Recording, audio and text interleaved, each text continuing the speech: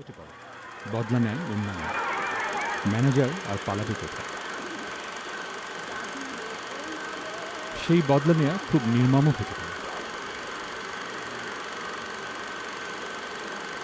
Garments নিয়ে ভীষণ জনপ্রিয় এই সিনেমাটির পরিচালকের সঙ্গে কথা বলার লোভ সামলাতে পারলেন না Is there a difference between the reality and the fiction? I was intrigued by the fact, there's a middle class discourse on the garments. Okay, if you look at the famous novel called Brick Lane, which is an internationally famous novel written by a Bangladeshi-born but British novelist, Monica Ali. That's one, and there's Bangladeshi novel too, and there are cinemas, popular commercial films, and in intellectual discourse, mainly by the creative people. The whole idea is this is a typical middle class discourse. All they see is rights violation, oppression, all kinds of negative stuff in the garments industry. Okay, and that's what they tend to portray. So I was thinking what would be the idea, the view of the workers themselves on this. Okay, and I called my film Tales of Freedom. Okay, basically what I got from the workers, talking to many people, that garments industries have basically given them freedom, space, okay, in urban space. The documentary has a story of two sisters who were at that time around 14 or 15 years old. They fled from their village home because they were forcibly married off at that age. So they decided to run away from their home and come to the city. And the only place they could conceive, with their common sense to get, job was the garments industry. Okay. When I interviewed other garments workers, and they talked about the freedom they're enjoying, the money they have, the surplus money they have. And you have to remember, these are all young people. They're heavily into consumption. Whatever they earn, they spend a lot of money on consumption. So they're into new fashions, they watch movies, they go out and socialize. So I saw a very interesting, lively, vibrant urban life that they are kind of leading. So the perception that garments workers are, in a miserable state, they are depressed, they are always oppressed, they are being raped and abused, that's only a partial story. In general, given all their problems, of low wage or whatever, they have achieved a new freedom, a new life, and they are now having dignity, status, and their status in their own community back home have gone up, and they really enjoy that. What percentage is it that people are going to the garment factory as join as workers? Well, the absolute figure is at this moment around 2 million. 2 million garments workers. Out of them would be more than 80% would be women, and their age would be starting from 14 to 25, kind of. So this is the I'm talking about a country of almost 140-50 million people. Out of that, 2 million people are engaged in garments. Most of them in Dhaka, but there are a lot of them in Chittagong also. Mainly in two cities.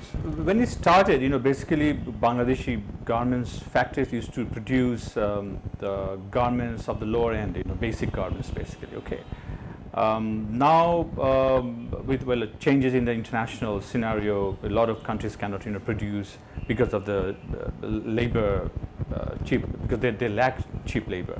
So a lot of garments, important garments buyers are coming in Bangladesh and demanding not only basic products but also more higher end products. Okay, so what we see in Bangladesh is not in the increase in number of garments factories only, but also the quality of production.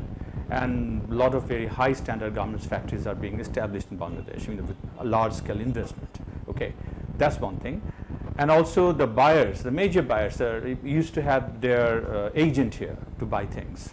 Okay, sometimes with the local, sometimes internationally.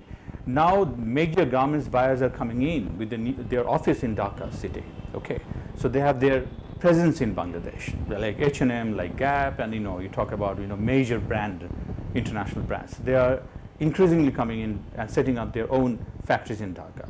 And that entails their close supervision over the factory. And you know about the social compliance, the international compliance, everything. It used to be very bad in the beginning. Now it's getting better because they have to. The garments owners have no choice.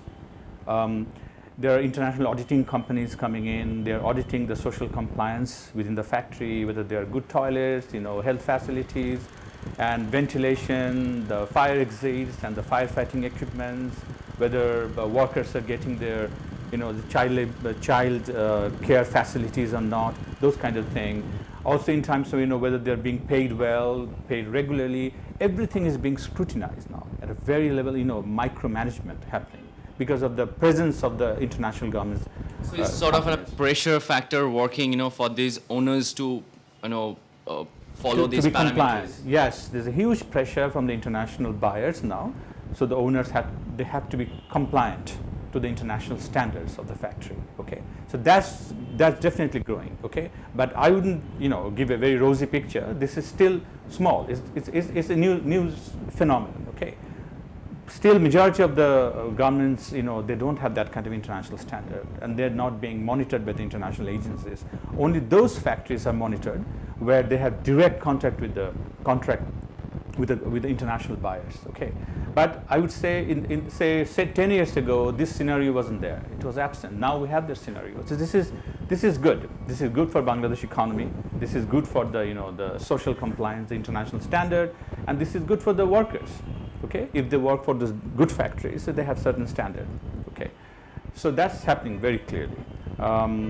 And the trend is very recent that this is growing quite rapidly. Why is it being portrayed such only negative things about this this whole scenario, and it's not, the reality is not that green? I'm not saying it's that rosy either. Well, the first of all, media thrives on sensationalism. Okay, if you can portray rights violation, all kind of thing, that kind of you have your audience for that.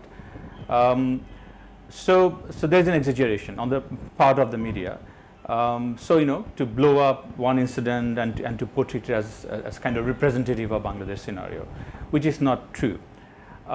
If you come to the creative people, I don't know, in Bangladesh, maybe it's equally true for South Asia. The creative people tend to focus on the violations, on the misery of the people, on the oppressions, on the on the sad things. So that's one thing. And the middle class, where do they get the information? They get the information mostly from newspaper. Okay, that's there is a fire and so many government workers have done. It's not first-hand information. Mostly it is not, although they will claim they have done research. But my hunch is, talking to those people, reading their materials, watching their movies. আমার ছেলেটার খুব অসুখ। তাহলে কাজে এসেছো কেন? ঘরে বসে ছেলে সেবা করো। দুধের বাচ্চাটারে সাত্তার কাছে রাইখা কাজে যাই। আমার মাইয়াটা সারাদিন না খায়া থাকে। আর আমি বাথরুমে গিয়ে দুধ ফালাইয়া দেই। আমার সহ্য হয় না। It's always the negative side, and negative side definitely they get it from the newspaper. I mean, if you see my documentary, and I've asked novelists, why did you write this novel? You say, I was reading newspaper, I see garments industry in fire, people are dying, they are treated like slaves, they are new slaves. There used to be women, young women, they used to be slave in the family of patriarchy, now they're slave of the factory. ফ্যাক্টরিতে একদিকে দাসত্বই, এখানে গৃহকর্ত্রী যখন খুশি বিদায় করছে, যখন খুশি torture করছে, যখন খুশি সেখানে তো মারছে। আপনি জানেন মারে, একটা মেয়ে সেলাই একটু ভুল করলে এসে ঠাস করে বাড়ি মারে। That kind of very, very extreme position. Okay, they don't want to see the nuances. The contradictory reality. I mean, they can have both. They can have freedom, they can have oppression at the same time. So one would expect from creative writers that kind of complexity of life. But you don't tend to get that when it comes to garments factory particularly. Or even in the popular cinema, there is a popular cinema that I've shown in the film. In fact, two popular cinema. And both directors got inspired by those kind of news. That, women are being raped, being abused by managers in the garment factories, okay? and to show the women's operations and stuff like that. So those kind of those things, you know, those stories of oppression, rape, and misery, they tend to get importance by the creative people.